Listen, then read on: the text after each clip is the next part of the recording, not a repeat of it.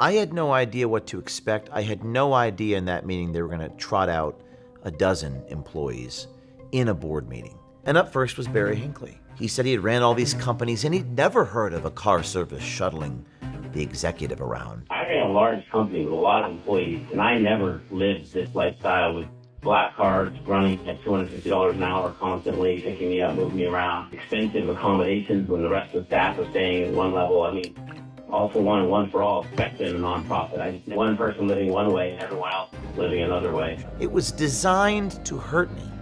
There was an event in Greenwich as well. There were suggestions and comments made that the dress of his girlfriend was not appropriate.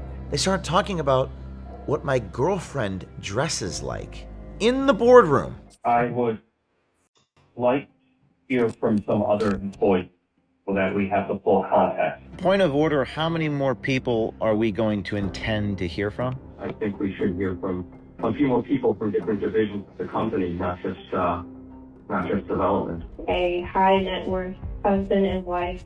The wife told me that she asked him for a photo and he had turned her down. Arden brought up this bizarre allegation that I had made a donor cry. The allegations are that he was extremely rude to one of his donors, which happens to be me.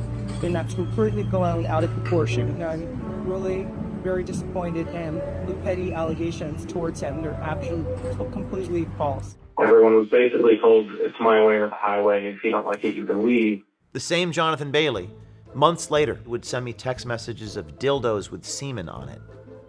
John Bailey would be fired in August of the same year when Project Veritas ran out of money. Then he asked me for a job. I think James has become drunk on power, has acted like a tyrant. That is exactly that as to what we should be exposing. What was interesting is Jake Mantell sent me a text message apologizing for saying that. And then a year later, Jake Mantell sent me another message calling me a, quote, faggot. I can only withstand some, a certain kind of treatment, and now I demand a certain level of respect.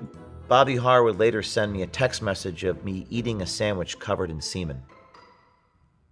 He said, cry harder, James. They're effing memes. That's sexual harassment.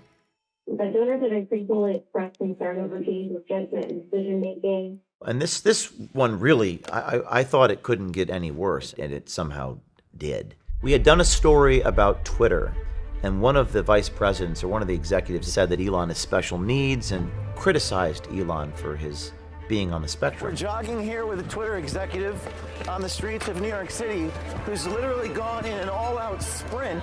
When I went to ask this guy for comment, this guy started running away, and I ran after him with my microphone. Also, when it comes to his behavior in the videos, making remarks to me about how his ego, arrogance, and maturity. An example would be from the recent FI videos of Goldman calling him up front, telling him to look into the face when he's talking to him, and the Twitter employee that he literally takes around New York City. Are you kidding me? We all love that. You love that video.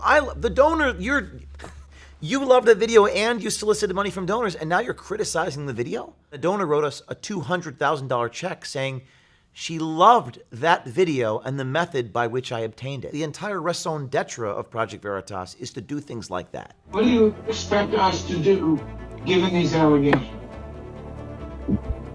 Well, will I have a chance to respond to them? There's two separate issues here. There's the... No, the quick answer is no. Not here, not now. I didn't prevent him from responding, that's for sure. But he thought that I did. They think that you should resign. They think that you're using the organization for a personal vendetta and that you will drive it into the ground just for your personal justice and vengeance against James. That they feel that. Accurate. Okay, but they feel that. I would like full sampling fact pattern of that before cherry picking certain testimony. You said you wanted James's heart. You said you wanted James's heart carved out with a spoon or something like that. I said you want to carve out his heart and eat it in front of him. Okay. Yeah, that was the quote.